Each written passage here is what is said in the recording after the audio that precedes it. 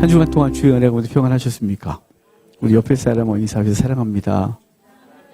축복합니다.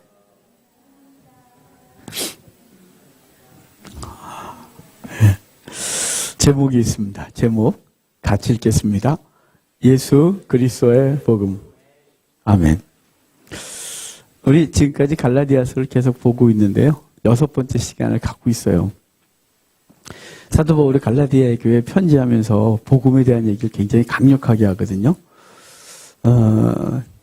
율법이 아닌 복음에 대해서 가르치는데 오늘 바울은 자기가 전한 복음이 무엇인지를 분명히 얘기해요. 그리고 그것의 가치에 대한 얘기를 해주고 있거든요. 우리 그 부분을 좀 보도록 하겠습니다. 우리 이미 읽었지만 11절, 12절 다시 생각하면서 읽도록 하겠습니다. 11절, 12절입니다. 형제들아, 내가 너희에게 알게 하노니 내가 전한 복음은 사람의 뜻을 따라 된 것이 아니니라. 이는 내가 사람에게서 받은 것도 아니요 배운 것도 아니요 오직 예수 그리스도의 계시로 말미암은 것이라. 아멘. 바울은 자신이 전하는 복음이 사람으로부터 나지 않았다 그래요. 어떤 권위로부터 받은 것이 아니고 사람의 뜻으로 만들어진 것이 아니라 오직 예수 그리스도께서 주신 복음, 하나님의 복음이라고 말하고 있는 것이에요.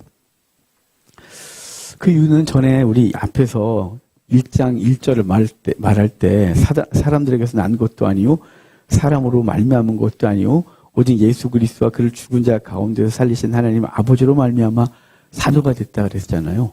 그러니까 사도 바울은 자신이 사도가 된 것도 사람이나 사람의 권위로부터 난 것이 아니라 오직 하나님 예수 그리스도로, 또 자기가 전한 복음도 사람의 뜻으로 난 것도 아니고 누구에게 배운 것도 아니고 하나님께서 깨닫게 하시고 전하게 하신 것을 전하고 있다고 말하고 있는 거예요. 그만하지 마라.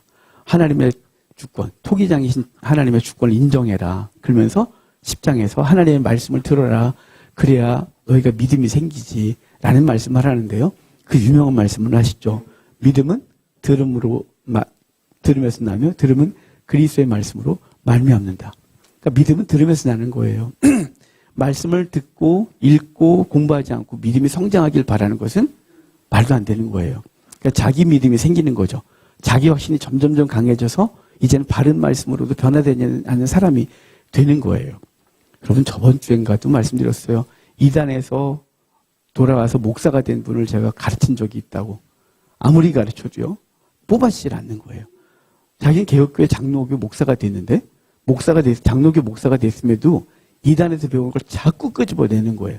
그거 아니라고 성경을 갖고 얘기를 해도 돌아서면 또 그 얘기하고 또 그 얘기하고. 그래서 한번 잘못 배우면 이게 얼마나 뽑아내기 힘든지 알았어요.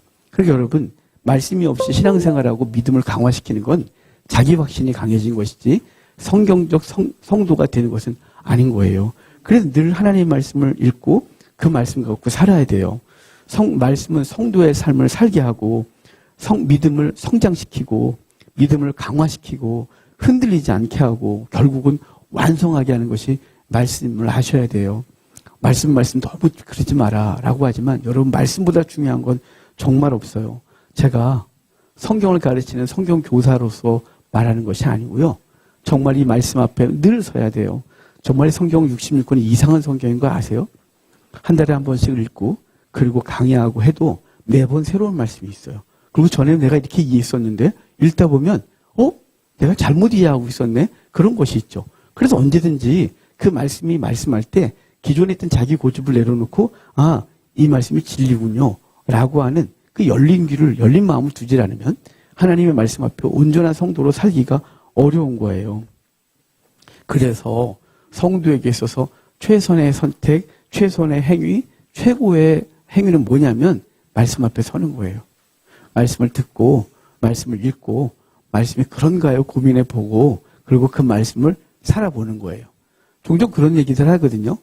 목사님, 왜 이렇게 성경을 많이 하는 목사들이 삶이 저래요? 아니, 성경을 그렇게 많이 한다면서 인생을 저렇게 살아요?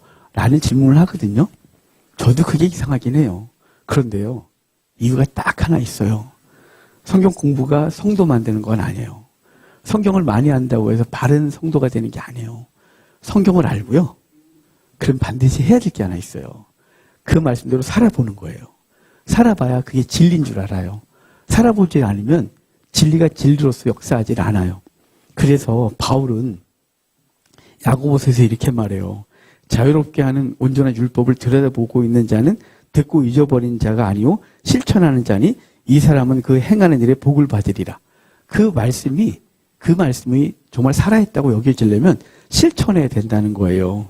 또 디모데에게 이렇게 말해요. 디모데 후서에서 바울은 항상 배우나 끝내 진리의 지식에 이를 수 없다는 것을 얘기를 할 때 그때 그 음란한 여인, 가늠한 여자들아 이렇게 표현하면서 세상과 짝한 사람들은 하나님의 말씀을 아무리 들어도 진리의 지식에 이를 수 없대요.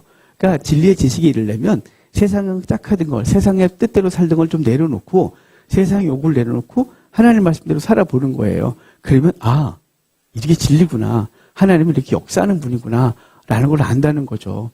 그럼 무리를 걸어본 베드로만 무리를 걸었을 때 느낌을 알겠죠. 나머지 제자들은 배 안에 앉아서 베드로가 걷는 것과 빠지는 걸 다 봤겠죠.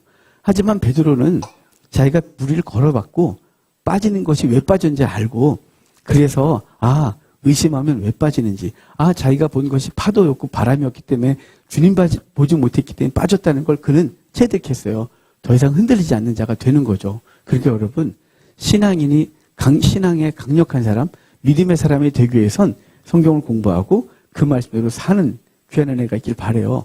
실패할 수 있어요. 두려울 수 있어요. 내가 이걸 선택했을 때 큰일 날 수 있는데 이걸 선택하면 내가 망할 수도 있는데 이 방법대로 가면 내가 가난해질 수 있는데 라고 하지만 그 두려움을 그냥 선택해 보세요. 그러면 하나님께서 어떻게 일하시는지를 경험해요. 그게 쌓이면 요동하지 않고 타협하지 않는 성도가 되는 줄 압니다. 이제 11절 12절에 사도 바울은 그랬잖아요. 내가 예수 그리스도의 계시라는 얘기를 하고 있어요. 바울이 전한 복음은 사람에게서 배우거나 뜻으로 된 것이 아니라 오직 예수 그리스도의 계시로 말미암은 것이라 그래요. 이 계시란 말이요. 아포칼립시스라는 헬라어인데요. 이게 어떤 뜻이냐면 이게 덮개를 벗겨낸다. 드러내다. 이런 뜻이에요. 그래서 이걸 우리가 일반적으로 교회에서 들은 소리는 열어 보여주심. 이런 뜻이잖아요. 계시는 열어서 보여주는 거예요. 뚜껑을 툭 열어준 거죠. 그래서 그 속에 있는 걸 알려주는 것이 계시예요. 그러면 이 계시는 주체가 누구냐면 하나님이에요. 왜냐하면 하나님이 열어 보여주지 않으면 우리가 하나님 뜻을 알 수가 없는 거죠. 내 마음대로 열 수도 없고 열어 보이는 것도 아니에요. 그래서 믿음은 선물이라 그러죠. 왜냐하면 하나님께서 믿음을 주시고 하나님의 소리가 들리게 하고 성경이 읽혀지게 하는 거예요. 여러분 아무리 공부를 잘하는 사람도 하나님께서 열어주지 않으면 이 성경이 너무 따분하고 읽혀지질 않아요. 그런 경험들을 하셨죠. 그런데 하나님의 은혜가 있으면 이게 달게 느껴져요. 여기서 하나님의 소리가 막 들려지기 시작해요. 하나님이 막 드러나기 시작해요. 이게 열어 보여주심이에요. 주체가 하나님이라 그랬죠. 왜냐하면 하나님께서는 이 땅의 모든 역사들을 그분이 주관하고 계신데요. 우리 요한계시록에 보면 요한계시록 4장에 하나님이 보좌에 앉아 계세요. 5장에 보면 보좌에 앉으시니 오른손에 두루마리가 있대요. 그 두루마리에 7인이 박혀 있다 그러거든요. 그리고 그 박혀 있는 걸 보면서 천사가 저걸 뗄 자가 누구냐 그러니까 요한이 보다가 없으니까 울어요. 엉엉우니까 장로님 한 분이 오셔서 울지 마. 저를 뗄 자격이 있는 자가 있다. 이렇게 말씀해 주면서 유다 지파의 사자 다윗의 뿔이 일주일쯤 당한 어린 양이라 그래요. 예수 그리스도가 그걸 뗄 자격이 있는 거죠. 그러니까 하나님께서 이 땅을 어떻게 운영하실지에 대한 계획을 갖고 계시고 그것을 열어 보여주니까 예수 그리스도인 거예요. 떼어서 보여줄 때마다 6장에서 하나씩 하나님의 계획을 보여주고 있는 것이죠. 그러니까 이 계시는 하나님만이 여시는 거예요.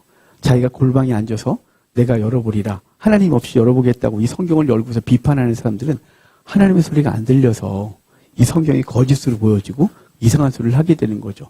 하지만 하나님께서 조명하여 열어주신 사람들은 이 말씀을 통하여 하나님을 만나고 하나님의 소리가 들리고 인생을 걸게 되고 생명을 다 걸어 성도로 살게 되는 것이에요. 여러분 예수 그리스도의 계시가 여러분을 주장하길 바라고 그래서 성경을 읽을 때마다 하나님의 말씀이 들려지는 복이 있기를 바라요. 성경을 자기 마음대로 인용하고 성경을 이용하여 자기 욕심을 채우려는 사람들을 향하여 선지자는 그렇게 말해요. 너희가 밤을 만나리니 너희가 성경을 통해서 예언하지 못한다고. 이 말은 뭐냐면 성경을 자기가 좀 내려놓고 자기 욕심 내려놓고 생각 내려놓고 내가 추구하는 방향 내려놓고 성경 앞에 서야 성경이 하시는 소리를 제대로 듣는 거예요. 마치 이런 거죠. 누군가가 대화하는데 내 생각 꽉 갖고 있으면 그가 무슨 소리를 해도 들리지도 않고 튕겨나가고 계속 반박만 하게 되죠. 하지만 마음을 열고 들으면 그 사람의 마음의 소리가 들리고 대화가 되고 그 사람의 상처를 알게 되고 그 사람의 아픔을 알게 되고 그래서 공감하게 되고 그를 끌어안게 되고 이런 거죠. 성경 앞에서 자기 생각 내려놓고 욕심 내려놓고 자기가 추구하고 있는 것들 다 내려놓고 주님께서 뭐라 말씀하시니 듣는 지혜가 있어야 하나님의 말씀이 제대로 된 계시로 들려지게 되는 거예요.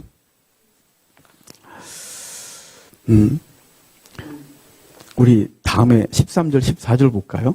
여기 많은 얘기를 했었는데 이걸 잘못하면 또 신학 공부를 시키는 것 같아서 이건 빼버리려고 지금 뺐어요. 자, 13절, 14절 봅시다.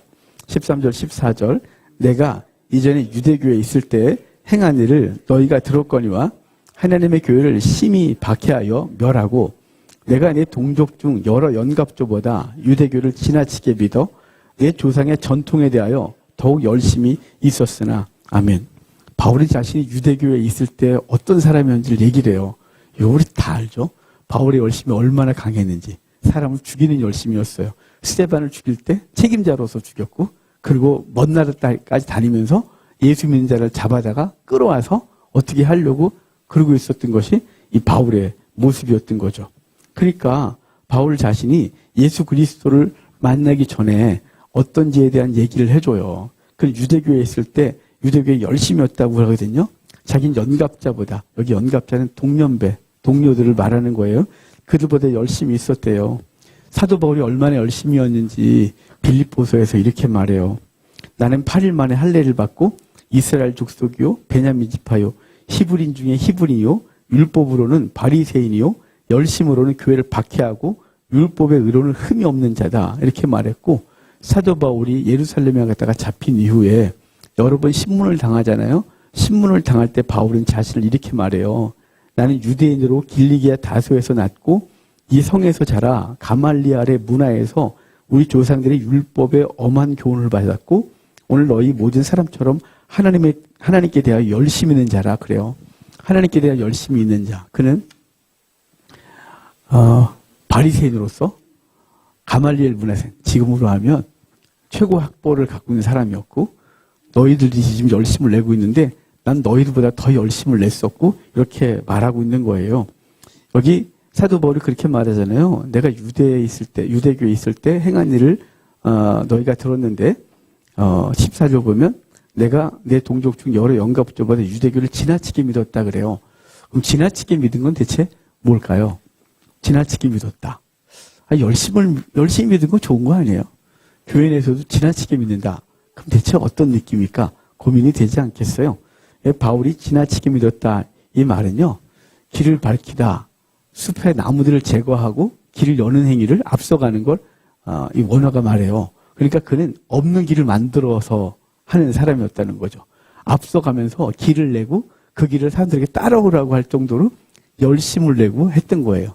그래서 학자들은 말하기를 교회 당시에 그 사도 바울이 스데반을 죽일 당시 유대교 학자들 중에 젊은 학자 중에 최고의 학자가 바울이었다 그러고요. 그리고 역사학자들은 사도 바울이 예수님을 안 만났다면 소크라테스나 아리스토텔레스보다 더 훌륭한 철학자가 됐을 거라고 말할 정도로 사도 바울의 지적인 능력이 탁월했고 그리고 그의 그 각오가 누구도 그를 추월할 수 없었고 그는 누구보다 열심을 내서 길을 내면서 자기 길을 따라오라고 할 정도였다는 거죠. 그래서 그는 사내들인 공회에다 스데반을 불러놓고 설교를 시켜놓고 그 설교를 듣고 이를 갈고 끄집어내다가 돌로 치는 일에 가장 앞장섰고 그 이후에 교회를 잔멸시키겠다고 쫓아다녔어요. 그러니까 그 뒤에 많은 유대교 열심히 있는 사람들이 바울이 가는 길이 진리구나 라고 따라다니면서 교회를 박해했다는 거죠. 그 정도로 바울은 열심이었어요. 그런데 바울이 열심을 냈다고 말하면서 여기 율법을 뭐라고 표현하는지 보실래요? 14절 후반에 보면 지나치게 믿어 내 조상의 전통에 대하여 더욱 열심히 있었다 그래요. 내 조상의 전통이라고 하거든요. 전의 성경은 조상의 유전 이렇게 번역했어요. 조상의 전통, 또 유전이라고 했는데요. 지금 바울은 뭐에 대한 열심이었어요? 율법에 대한 열심이었죠. 하나님 구약에서 말씀하신 하나님에 대한 열심을 말하는데 바울은 그걸 낮추어서 표현해요. 조상의 유전, 조상의 전통이라고 말하는 거예요. 그러니까 그 유대교가 추구하고 있는 것들은 말씀의 본질에서 벗어나서 인간적인 어떤 것을 만들어내는 것이라는 거예요. 그리고 유대인들은 613개의 율법 조항을 만들어 놓고 그걸 사람들을 올가맸거든요. 안식일 규정만 39가지였으니까 안식일 대체 어떻게 지켜야 되는지, 무엇을 해야 되며 무엇을 하지 말아야 되며 몇 걸음을 걸어야 되고 이런 엄청난 조항들을 만들어 놨기 때문에 사람들은 그 율법을 지키기를 포기할 정도였어요. 너무 골치가 아프니까요. 그들은 그 율법의 하나님의 말씀의 정신, 하나님의 말씀의 정신이 뭐였나요? 하나님을 사랑하고 이웃을 사랑하는 것이라고 바리새인이 대답했고 정말 잘했다라고 말했고, 그 하나님께서 성경을 주신 그 본질은 사랑이었는데 그걸 놓치고 그 문자에 얽매여서 613가지의 조항을 만들어 놓고 그 아래 세부적인 조항들을 수도 없이 만들어서 사람들을 힘들게 하고 그 본질에서 벗어나게 했다는 거예요. 그래서 바울은 하나님의 말씀에 열심이었다고 말하지 않고 조상의 유전, 조상의 전통의 열심이었다 그래서 우리가 지금 너희가 열심을 내고 있는 이 열심은 바른 열심이 아니다 이렇게 말하고 있는 거예요. 바른 열심은 성경에 근거해야 되는데 그것이 아니라 조상의 유전, 어른들이 가르쳐준 전통을 따라서 그냥 그 열심을 내고 있는 거, 생각 없이 열심을 내고 있다고 바울은 낮추어서 표현하고 있는 것이죠. 여러분 어떠세요? 여러분의 신앙생활은 말씀에 근거한 것입니까? 아니면 그냥 어릴 때부터 보고 배우고 잘하고 그냥 그것이 옳다고 생각하니까 생각 없이 신앙생활을 하고 있나요? 그러면 바울이 지금 비꼬아서 말하고 있는 조상의 유전을 따라, 조상의 전통을 따라 열심을 내고 있다 이렇게 말하는 것이죠. 그러니까 복음의 본질에서 벗어나면 우리의 신앙이 허공을 때리는 것 같이 돼요. 그래서 늘 하나님의 말씀을 묵상하고 고민하고 행동 하나 말 하나 할 때마다 이게 성경적인가? 내가 이게 성경에 근거해서 내 삶이 옳은가? 라고 고민하지 않으면 우리 신앙생활이 아무리 열심을 내도 지나친 열심일 뿐 성경적 열심이 될 수 없다는 사실을 늘 깨달으셔야 돼요. 그래서 말씀 앞에 늘 서야 돼요.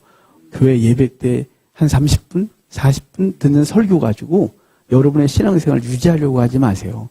그거는 도전받고 같이 교회 공동체가 어느 방향으로 가야 되는지를 이야기를 하고 있는 것이라면 여러분 각자가 시간을 내서 하나님 앞에 서야 돼요. 그렇지 않으면 우리는 세상 소리가 너무 많이 들려요. 눈 뜨면 잘 때까지, 심지어 꿈에서까지 세상 얘기로 가득하잖아요. 그런데 어떻게 하나님의 말씀대로 살아요? 세상이 요구하는 대로 살지요. 그러니까 우리는 늘 하나님의 말씀을 묵상하고 그 말씀이 자신을 주장하도록 시간을 구별하고 그리고 나름대로 의지를 가지고 말씀 앞에 서셔야 돼요. 그래야 성도다운 성도, 바른 성도가 될 수 있습니다. 그러면서 바울은 자신을 부르심에 대한 얘기를 하거든요. 15절부터 17절까지 자신이 어떻게 부름받았으며 무엇을 위해 부름받았는지를 얘기를 해요. 15절부터 17절까지 같이 봅시다. 그러나 내 어머니의 태로부터 나를 택정하시고 그의 은혜로 나를 부르시니가 그의 아들을 이방에 전하기 위하여 그를 내 속에 나타내시기를 기뻐하셨을 때에 내가 곧 혈육과 의논하지 아니하고 또 나보다 먼저 사도된 자들을 만나려고 예루살렘으로 가지 아니하고 아라비아로 갔다가 다시 다메섹으로 돌아갔노라. 아멘.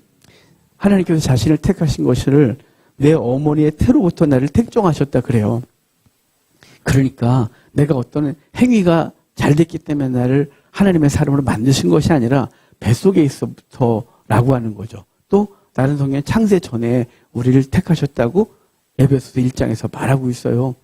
우리 중요한 구약의 그림자 중에 하나가 이삭의 아내 리브가의 뱃속에 두 아들이 있었잖아요. 에서와 야곱이요. 그런데 두 아들이 막 싸우니까 리브가가 물어요. 하나님 이럴 때는 어떻게 하면 돼요? 그러니까 이삭과 리브가가 물었을 때 하나님 이렇게 대답하죠. 너희 너 뱃속에 두 나라, 두 민족이 있다고 말하면서 큰 자가 작은 자를 섬기게 될 것이라고 예언해요. 아니 그래가 뭘 잘못했다고 갑자기 작은 자가 큰 애를 섬길 거라 그래요. 그리고 나온 이후에 여러 과정을 통해서 야곱이 장자권을 갖게 되고 에서는 밀려나게 되는 일이 벌어지죠. 행위 전에 뱃속에서부터 선택을 한 거예요. 뱃속에서부터 넌 내 백성이라고 했고 에베소서엔 창세전에 우리를 선택하셨다 이렇게 말씀하고 있는 것이죠. 그러니까 여러분 주님께서 저와 여러분을 부르신 것이요 하나님의 은혜로 된 것이에요. 그래서 1절에는 사도가 된 것을 말할 때 사람에게서 난 것도 아니요 사람으로 말미암은 것도 아니요 오직 예수 그리스도와 그를 죽은 자 가운데서 살리신 하나님 아버지로 말미암아 사도됐다 그랬고 오늘 우리가 읽었던 첫 번째 구절인 11절에서 형제들아 내가 너희에게 말하노니 알게 하노니 내가 전한 복음은 사람의 뜻을 따라 된 것이 아니요 이는 내가 사람에게서 받은 것도 아니요 배운 것도 아니요 예수 그리스도의 계시로 말미암은 것이다 그랬고 또 오늘 읽었던 15절에서 하나님의 은혜로 말미암아 이 땅에 하나님의 백성으로 살게 되었음을 이야기를 하고 있는 거예요. 사실은 바울이 자신의 열심이었다면 그는 버림받아야 되죠. 그의 열심과 그 노력이었다면 유대교의 열심은 기독교도들을 죽이는 것이었고 예수 그리스도를 박해하는 것이었기 때문에 그는 그 열심으로는 그를 죽어야 되는 것이 마땅한데 하나님께서는 그의 행위와 상관없이 그를 부르셔서 하나님의 백성으로 만드시고 사도로 삼으셔서 이방인의 복음을 증거하는 사람으로 만드셨다는 거예요. 여러분 그래서 우리는 날마다 하나님의 은혜를 고백할 수밖에 없는 것이죠. 여러분 날마다 주님을 고백하세요? 매 순간마다 감사가 나오세요? 혹시 인생을 저주하면서 난 이러고 살고 있나? 왜 난 이렇게 됐나? 왜 난 어쩌다 이렇게 인생이 꼬여버렸나? 라고 하면서 과거의 자신의 선택과 오늘의 아픔을 원망하고 저주하고 않나요? 여러분 하나님의 은혜를 생각하면요. 오늘 어떠한 상황에 있든지 간에 하나님의 은혜로 매일매일 새 노래를 부를 수밖에 없게 돼요. 사실은 주의 은혜를 날마다 고백할 수밖에 없는 것은 여러분은 어쩔지 모르겠지만 저는 정말로 날마다 고백할 수밖에 없어요. 전 제 인생을 돌아보면 주님께서 저를 만나주시지 않았다면 전 아마도 이렇게 살지 않을 거예요. 아마 이 땅 사람이 아닐 거예요. 이미 자살을 해서 죽었을 거예요. 살아있다면 맨 죄를 지면서 저 차가운 감옥 바닥을 들락달락하면서 지집인 줄 알고 살았겠죠. 가정을 이뤘을까요? 저는 너무 가난했고 제 못된 성품 때문에 가정을 이루지 못했을 거예요. 제 어릴 때 꿈이 행복한 가정이었지만 그것은 소원했던 거겠죠. 하지만 예수 그리스도가 저를 만나주심으로 제 인생은 변했고 하나님의 나라는 소망을 가지고 살고 그리고 제 속에서 벌어진 매 순간순간 그것이 인간의 보기에 좋은 현상이건 그렇지 못한 간에 그 환경 앞에서 감사할 수 있게 된 거죠. 여러분 새 노래를 배운다고 할 때 새 노래를 부르는 것이 신곡이 아니면 제가 새벽기도 때 두어 번 말씀드렸던 것 같아요. 우리가 새 노래를 부른다 이 말은요. 매일매일 그 새롭게 솟아오르는 복받쳐 오르는 감사로 노래를 부르는 걸 새 노래라 그래요. 여러분 매일매일 하나님의 은혜가 여러분의 심령을 움직입니까? 복받쳐 오릅니까? 그네 감사해서 울컥합니까? 그런 사람만이 새 노래를 배울 수 있는데요. 그것은 하나님의 은혜가 무엇인지 깨달은 사람만이 가능해요. 이성으로 하나님의 은혜를 말하는 사람은 여기는 안 움직여요. 배운 거죠. 배운 거로서 하나님의 은혜를 말하는 거예요. 근데 그분의 말씀을 듣고 그분과 함께 살아가고 그분의 말씀이 무엇인지 고민하는 사람들은 매 순간마다 하나님이 어떤 분인지 알게 되고 그래서 새 노래를 매일 부를 수 있게 되는 것이에요. 이 은혜가 여러분 가운데 있기를 주의 이름으로 축복합니다. 그를 내 속에서 나타내실 기뻐하셨다 그러잖아요. 여기 16절에 이 말이 얼마나 놀라운 사건인지 아세요?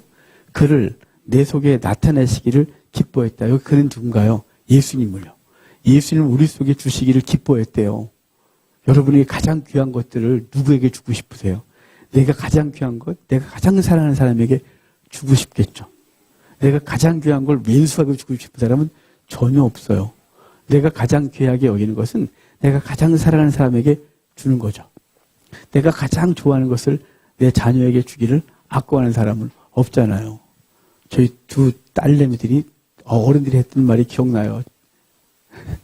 도둑뭐라고 맨날 집에 와서 뭘 가져가고 단락하고 맡겨놓은 것도 아니면서 이거 해달라 그러고 맨날 그래요. 여러분 그걸 하는 게 제가 기분 나쁠까요? 전 너무 행복해요. 왜냐하면 제가 그들에게 뭘 해줄 수 있다는 것이 감사해요. 그 아이들이 저에게 뭘 요청한다는 것이 고마워요. 왜냐면 예전에 제가 너무 힘들 때 우리 둘째는 저한테 뭘 달라는 소리를 한 번도 해준 게 없거든요. 그래서 불러놓고 뭐 혼냈다 그랬잖아요. 넌 아빠를 무시한 거야. 내가 네 아빠 아니냐? 왜 나한테 말 안 해? 왜 너 나한테 말 달라고 안 해? 왜 네 혼자 고민하고 결정해? 했었단 말이죠.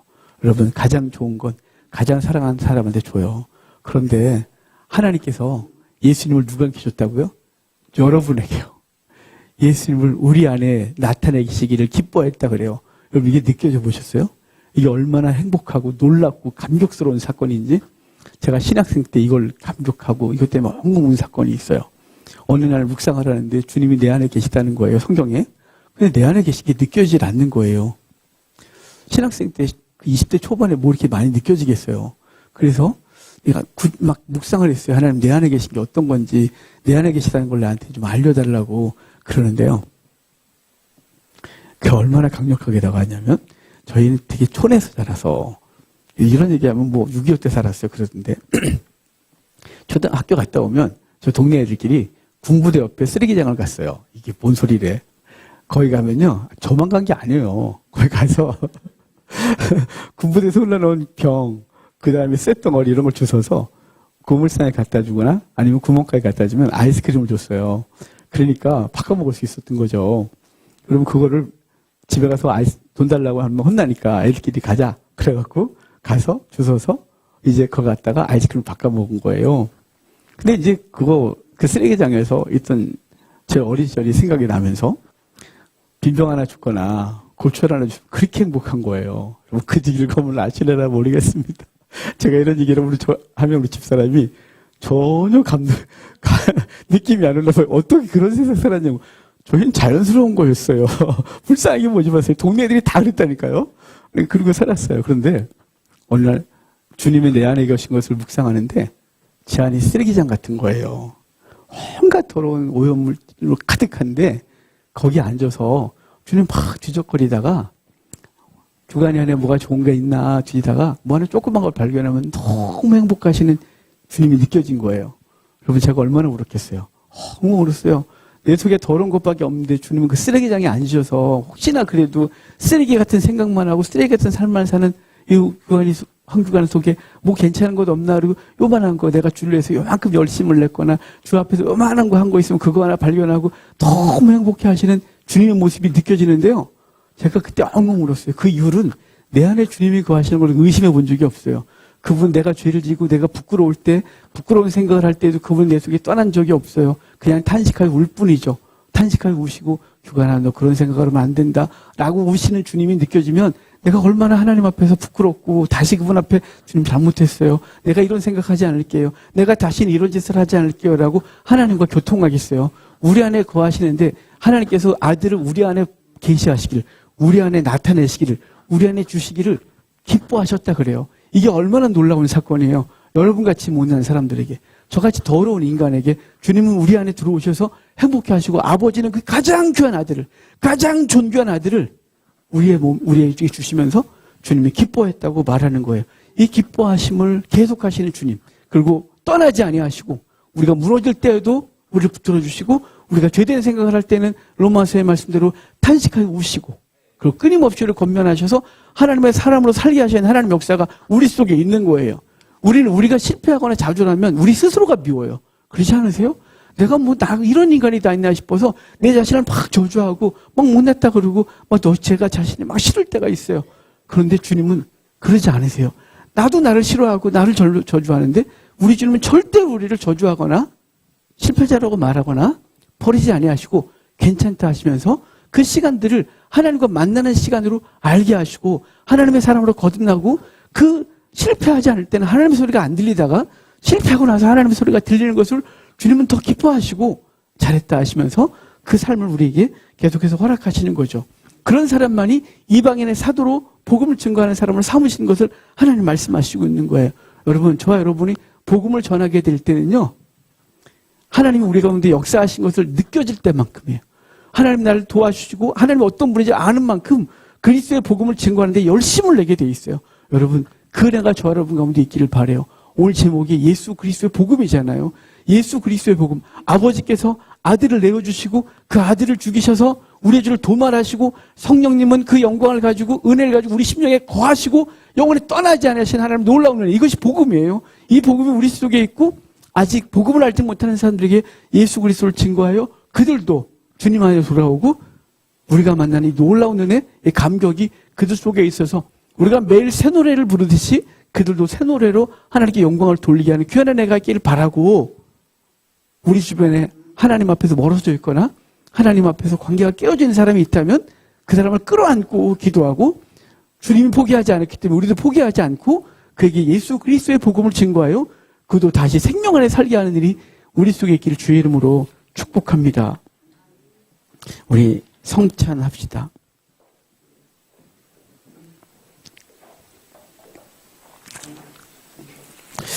찬송가 424장 찬양합시다. 찬송가 424장입니다.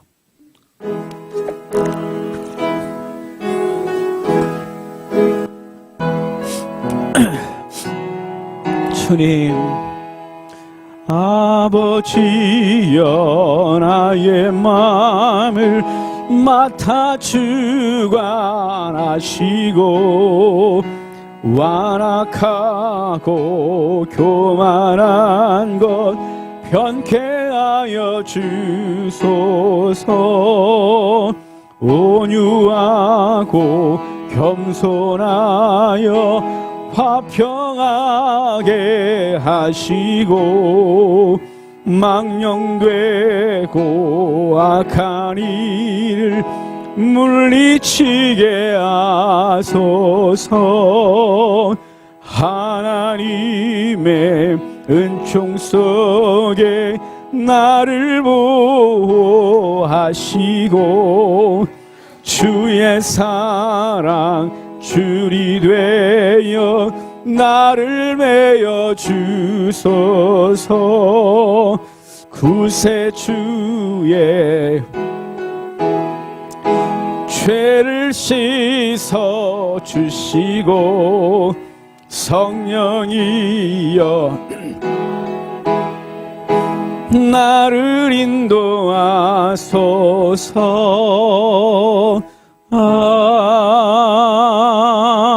아멘.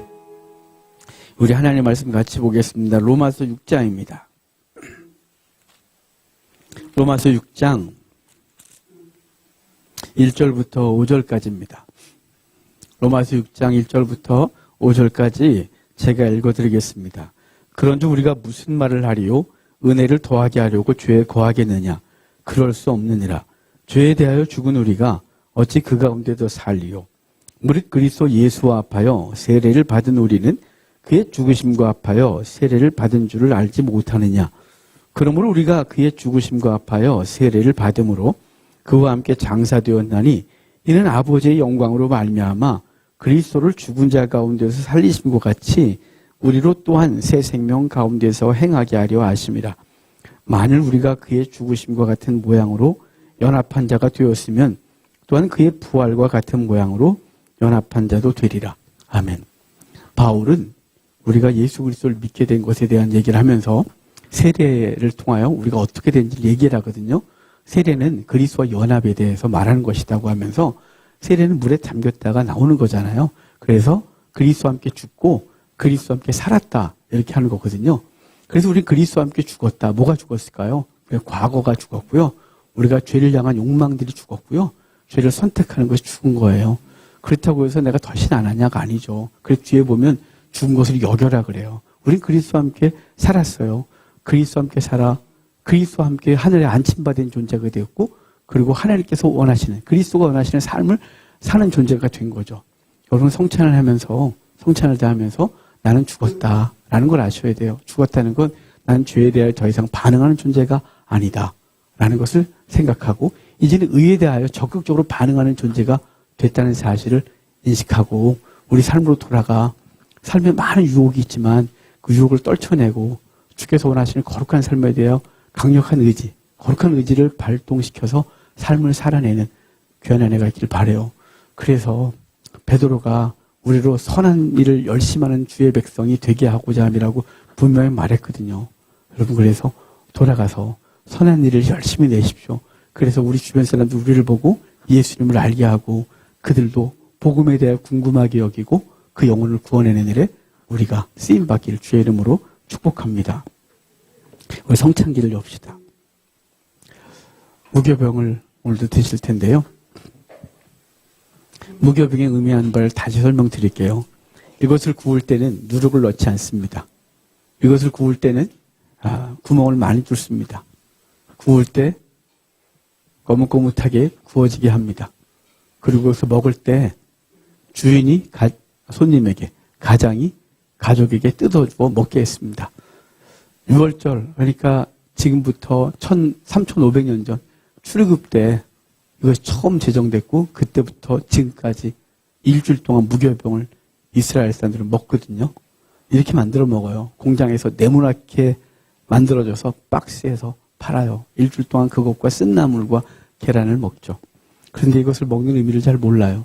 하지만 예수님을 만나는 순간 누가 가르쳐주지 않아도 무교병이 예수님을 말한다는 걸 그냥 본능적으로 알아요. 왜냐하면 예수님은 죄가 없이 이 땅에 오셨어요. 그리고 낮고 천한 삶을 선택하시고 우리의 모든 것을 체휼하셨어요. 그래서 우리의 아픔을 아시고 우리의 고통을 아시고 우리를 대신하여 대속하시기를 전혀 주저하지 않으셨죠. 그리고 구멍을 많이 뚫는 것은 예수님 십자가에서 못 박히시고 옆구리가 찔림을 말해요. 그리고 이것을 주인이 손님에게, 가장이 가족에게 찢어주어 먹게 한 것은, 아무나 찢어서 막 먹지 않게 한 것은 예수님이 사단에게 찢긴 것이 아니라 하나님이 예수 그리스도가 스스로 자기 몸을 찢어 우리에게 주셨음을 말해요. 그래서 받아 먹어라.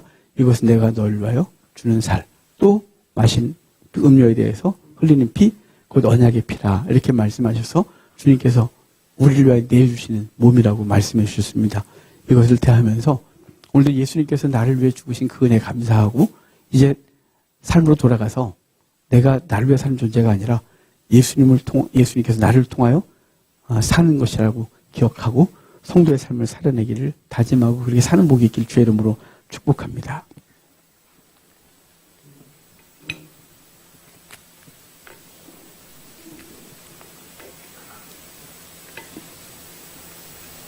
자, 우리 떡을 하나씩 듭시다. 우리 이렇게 기도합시다. 주님, 나같이 못난 것, 나를 위해서 예수님께서 죽으셨다는 사실이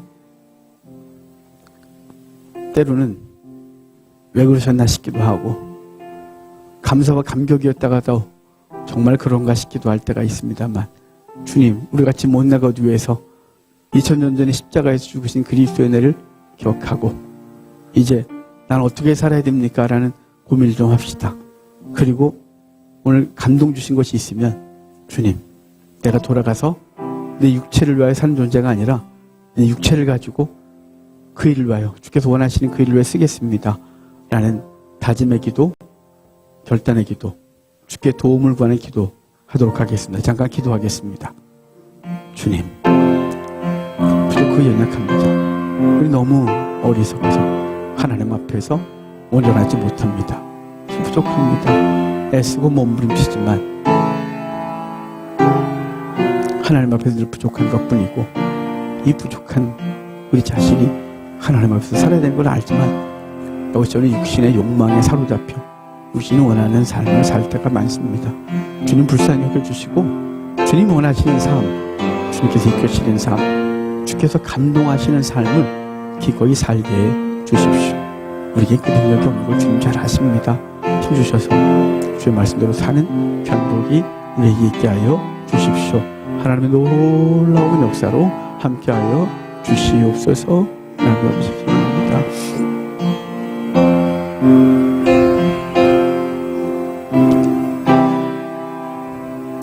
하나님 감사합니다.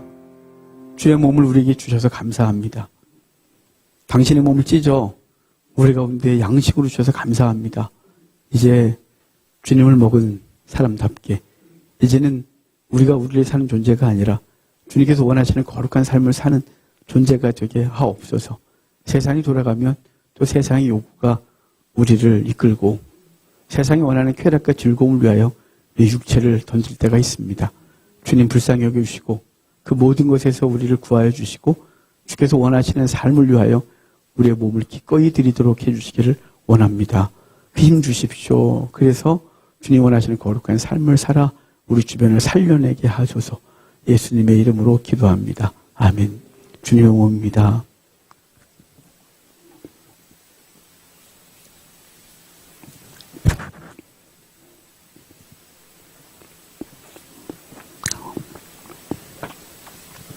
주님께서 식후에 잔을 가지고 우리에게 주시면서 받아 마시라고 하셨습니다. 그러면서 이것은 내가 너를 위하여 흘리는 피, 곧 언약의 피다 하셨어요. 그 예수님께서는 십자가에서 피를 흘리시고 옆구리에 찔려 물을 다 쏟아 구약의 정결수와 그 짐승의 피를 다 성취하셨습니다. 예수님께서 흘리신 언약의 피, 이것을 우리가 오늘 대할 텐데 우리의 죄를 맑게 하신 예수 그리스도의 은혜를 기억하고 우리도 어떻게 살아야 될지를 고민하는 그런 시간 되도록 합시다.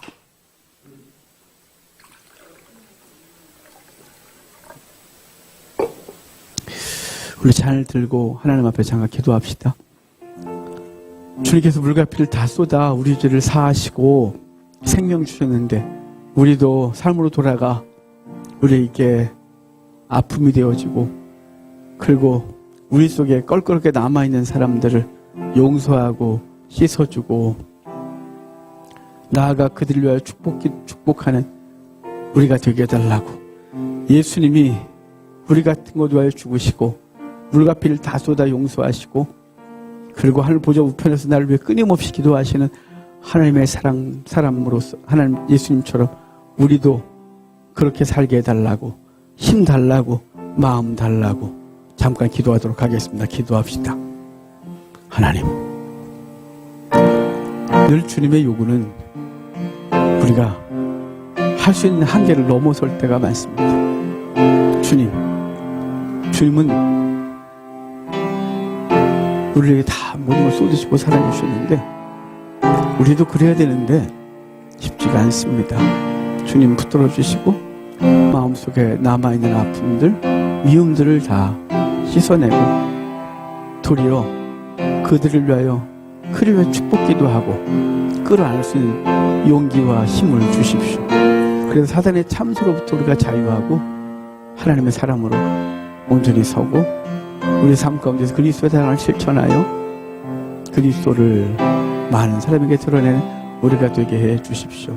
오늘도 이 잔을 마시는 주의 백성들마다 주의 사랑을 경험하고 그 사랑을 실천하는 자들이 되게 해 주십시오. 감사합니다. 역사하여 주십시오. 하나님 감사합니다. 우리의 죄를 씻으시고 용서하시기 위하여 십자가에서 물과 피 다 쏟아주시고 이것을 우리에게 주심을 감사합니다. 그래서 우리가 거룩하게 되어 주 앞에 섰음을 고백하고 영광을 돌려드립니다.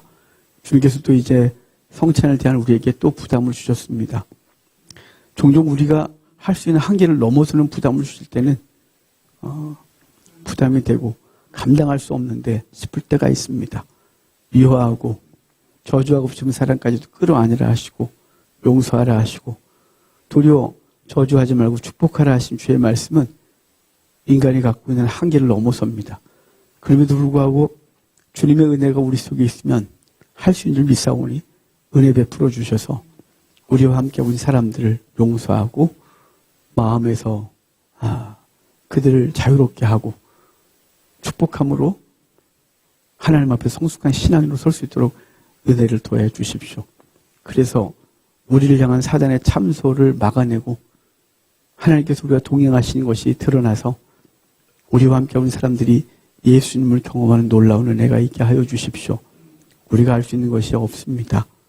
이 예배에 참석하고 성찬을 대하면서 결단하고 각오하고 기도하지만 돌아가서 그렇게 살아야 되는데 늘 넘어지고 실천하지 못하는 우리 자신을 봅니다. 주님, 이번 주는 힘 주십시오.